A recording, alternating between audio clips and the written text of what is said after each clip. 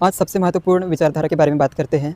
आज सभी लोग सम्मानपूर्वक जीवन जीने में विश्वास करते हैं, बट हम लोग ये नहीं जानते कि सम्मानपूर्वक जीवन जीने के लिए क्या ज़रूरत है। तो आज हम उसी के ऊपर जानने का प्रयास करते हैं, जो कि बाबा साहेब अम्बेडकर जी कहते हैं, if you believe to living a respectable life, you believe self help which is the best help. Baba Saheb कहते हैं, अगर आप सम्मानपूर्वक जीवन जीने में विश्वास करते हैं तो आप इस बात पर विश्वास करते हैं कि स्वयं की सहायता ही सबसे अच्छी सहायता है।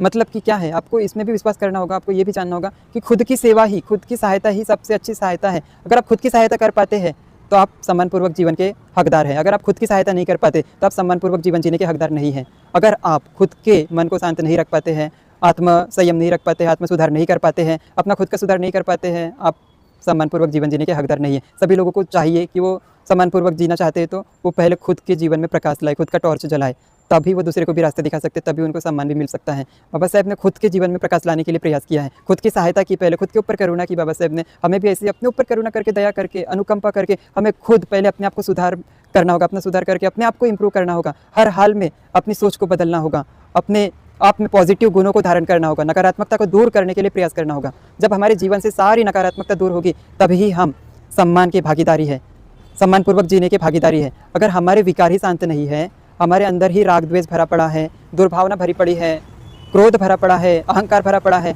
लोभ लालच, संपत्ति का अहंकार, सारा चीज़ हमारे अंदर है और हम चाहते हैं कि हम सम्मानपूर्वक जिए, तो ये होने वाली बात नहीं है, ये पॉसिबल ही नहीं है, ये कभी भी संभव नहीं हो सकता है।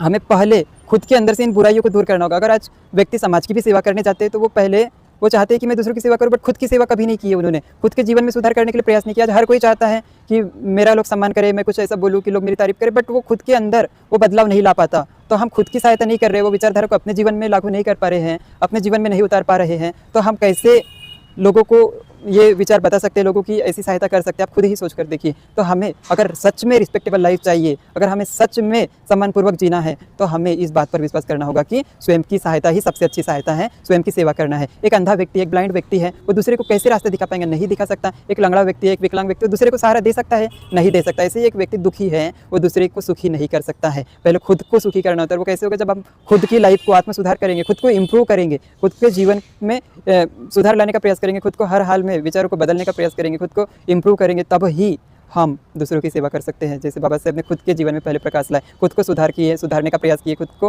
हर हाल में पॉजिटिव रखे, पूरे समाज की बुराइयों से दूर रहकर अपने आप को पहले निखारे और खुद को निखारने के बाद ही उन्होंने समाज के लिए कुछ किया। तो हमें भी यही सोच को अपनाना है और खुद की सेवा, खुद को इम्प्रूव करने के लिए हर हाल में मेहनत करना है, तभी आप समाज के लिए, अपने परिवार के लिए, समाज के लिए और मानव कल्याण के लिए कुछ कर सकते हैं। इसी विचार को आपको याद रखना चाहिए।